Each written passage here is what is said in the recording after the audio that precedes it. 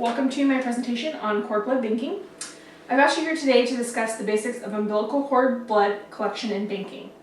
The moment your child is born can be overwhelming. It's filled with pre-planned decisions and ones made on the fly. One of these many choices is whether or not to donate your child's umbilical cord blood.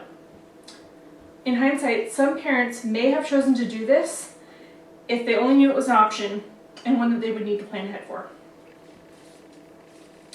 So first I'd like to take a few minutes to explain what cord blood banking is and why it's so important. This topic is one close to my heart, as a few years ago some family and friends lost their son to a disease that could potentially be cured by cord blood. By spreading awareness of this process, we can make an informed decision on what to do with the umbilical cord blood after our children are born. I'd like to begin by explaining the process of cord blood banking.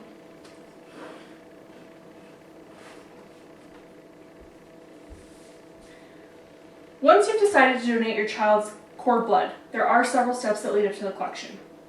It's important to know that collecting cord blood won't harm your baby in any way, and it doesn't change the way you or your baby is cared for after birth. The process begins in the hospital.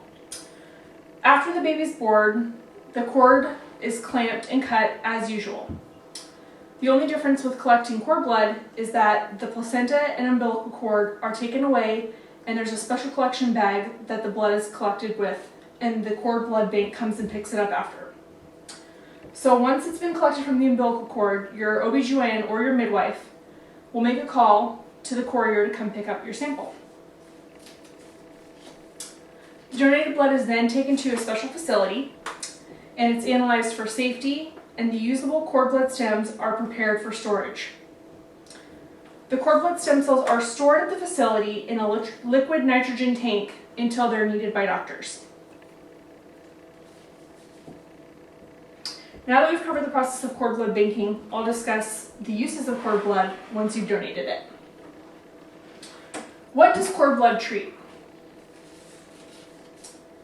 Cord blood is so important because of its versatility in the therapies of certain diseases and disorders. These cells have an ability to differentiate into various cell types. They're also the basis of the immune system.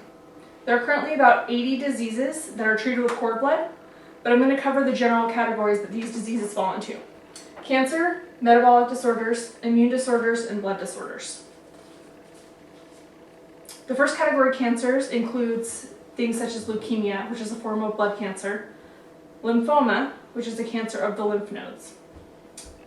The metabolic disorders include Hurler syndrome and Crab disease, which is a genetic nervous system disorder.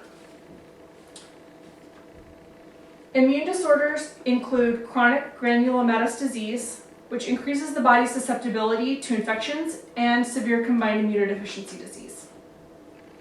And lastly, blood disorders such as sickle cell anemia, which is a breakdown of red blood cells, aplastic anemia, when the body stops producing enough new blood cells, and Fanconi anemia, a condition infecting multiple parts of the body, including the bone marrow and the organs.